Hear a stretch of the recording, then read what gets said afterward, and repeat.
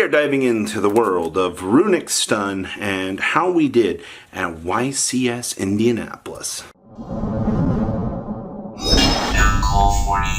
Make sure you guys smash the living crap out of that subscribe button so you guys don't miss out more content. Sorry for no face cam for this, but yeah, this is our Runick profile out of Indy. We made it to round 8. My only losses were to losing to double Feather Duster opening hand after having to flip Skill Drain against Rescue Ace twice, and tying with the Blessin round 7 against Chimera Brand, which was really disappointing.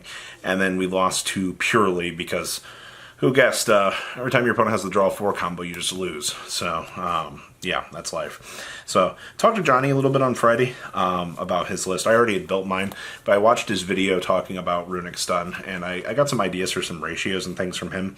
But the build that I went with was kind of a combination of some of the ideas that he had and some of my own personal preferences. So, we're playing 2 Amano Awado. Now, for this event, I think 2 was the right call. I've kind of noticed that 3 can feel a little bit clunky at times, and I wanted to play with 2. And honestly, I don't regret the decision at all. Post side decking, I bring in borders too, so you know you can have a multitude of those. I do miss Majesty's Fiend, but with the fear of book running around, I don't really want to chance that all that much. So these were the only 2 monsters. Now we play 3 of the best card in the whole wide world. Tip, I think this card is nuts. This is your entire deck. If you see this card, you're going to the races. And then, of course, we are playing 2 copies of Fountain. I mean, this is the deck. I actually cut Terraforming from the deck. I've been so clutched on Terraforming that I've been like, you need to play this card. Actually, cutting the Terraforming was fine. I actually didn't regret that, surprisingly. But, I mean, you have Hugin and things. You obviously just toggle Hugin on the standby phase to try to avoid most things. And if they have, you know, something, well, just kind of unfortunate, but it happens. We play triple copies of Flashing Fire. This pops the Special Summon monster, punishes the opponent. This card is the nuts. Like, I love this. We play triple Freezing Curses, your effect Veil or Negate, punish the opponent, and some extra free mills. And then, of course, triple Destruction. I mean, this never changes. I mean, this is your Spell and Trap pop. You need to make sure that you are playing this. It does get the job done. And then 3 Slumbers. This also ensures that, you know, you're getting a Banish 3, and you're continuously getting that advantage. And then our 1-ofs, the Smiting Storm. This card, really, really good. We have 1 copy of Dispel and then 1 copy of the Golden Droplet. Before somebody's like, Robbie, you know, what's up with the Runick cards? Why are they not Ultra and why are they not upgraded? I was trying to leave this deck in the base rarity so I could read most of my cards. This is the only exception to the rule so far. So, but that's most of the Runick stuff. Now, one thing that me and Johnny kind of clashed on was he wants to play Scrubbed Raid, and I thought that Messenger of Peace was a better call. And having played out of the weekend, I'm still standing by this card.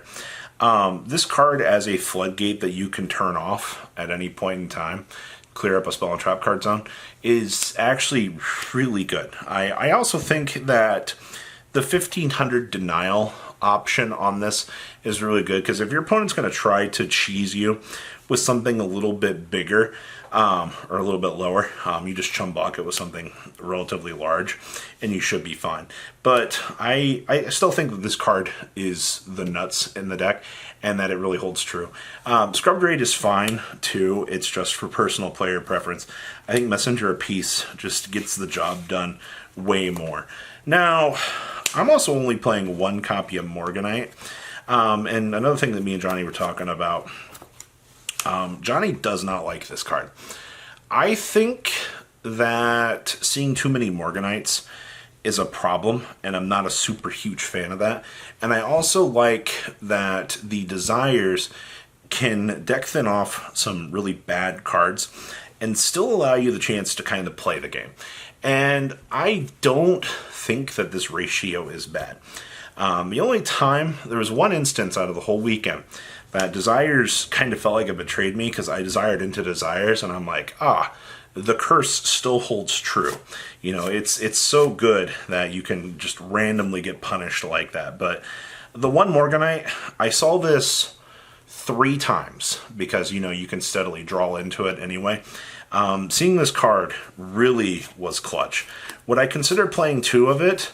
I'm already at 41, and I think that the Desires is still something that I would want to stick with. Like, I'm so clutch on this card. Like, it's not even funny. Like, this card has just saved me too many times. Like, you obviously manage with what you banish to be able to kind of control how you're going to play the game. And it ends up working out relatively fine, in my opinion. 2 Duality. This is fine, honestly. I don't want to play 3. I think that 3 would be too much. And then we do play the MVP card. This card is nuts. I cannot tell you. You see this card, you are probably going to win. This is the only reason why I was able to play back against a Blessing after getting even lead. Because this plus a mono is gas, gas, gas. It's so good to be able to play the game. And then, of course, we play 1 day apiece. Me and Johnny were talking about this too. Johnny's like, I wish I could still find room to play this. You can very easily cut this for another Morganite if you want, but I like the fact that if I get this to resolve, I get a whole free turn of my opponent just comboing, and I don't really care what they do. I can just go ahead and worry about the cleanup on the next turn. And it just gives me that one whole turn to kind of recover, so I like this a lot. This card, this is the thing that Johnny likes playing around with, the whole scrub drain. You can send your skill drain, turn it off, so you can kind of play the game. And I mean, that's fine, but you're still playing 3 of these. Playing triple copies of TC Boo. This is still such an amazing card. Like, I wouldn't trade that out for the world. This in the Rescue Ace matchup is hilarious. And then, of course, we have triple copies of Gozen Match, because locking your opponent into dark while they're playing Rescue Ace is absolutely hilarious at the end of the day. So those were my floodgates, and yes, we are at 41. So that ended up working out relatively well. And of course, we had to have the Fountain Field Center. It just wouldn't be the same without that. So let's talk about Extra Deck here. So Extra Deck is triple Hugin. I don't know why you're not playing triple of these if you're trying to play this deck, because this card gives you the chance to have a recyclable engine and a mini chum block, which is actually really good, plus protection. I actually had a game where I went through 3 of these, which was extremely interesting. We have triple copies of Gary. I made this card 3 times over the course of the weekend, and that was it. Gary's value did not feel that good over the weekend. We had triple copies of Moonin. I didn't make this card once, honestly, which is actually insane, because Moonin is such a stupid good card for what it attempts to do, and the fact that I didn't actually go into this, like, most of my matchups were just Hugin and Gary, honestly.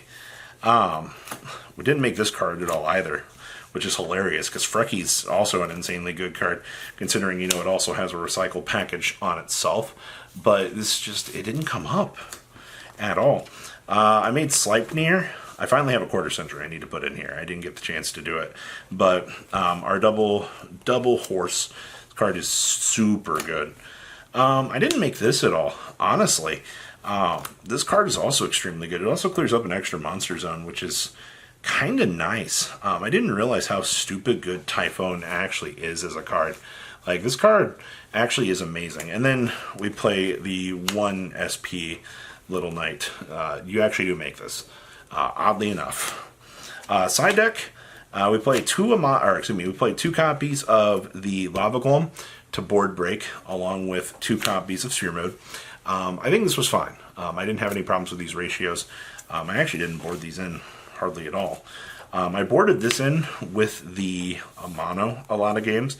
That way you can have multiple pressure points on the opponent, which is really good. This is for your opponent trying to cheese you in time. I didn't draw this hardly ever. We have triple Rivalry of the Warlords. It's for when Gozen's looking kind of bad. You want to board this in and punish the opponent. And then we have triple copies of Dark Bribe. Yeah, I know it's not Solemn Judgment. It's a very strange time to see me actually playing this card, but the card actually worked out very, very well over the weekend. Actually, I am very surprised at how good that this card actually was. Never drew it when I needed it, but every other time when I didn't need it, I saw it. So definitely ensured that we could kind of do our thing. So that is our list out of YCS Indy. I think the deck performed what I wanted to see out of it, and I look forward to seeing what this deck can do in the future. So please, comment down below, tell me what you guys think, and I'll see your beautiful faces back here later in the day, guys. Peace. Patrons, thank you.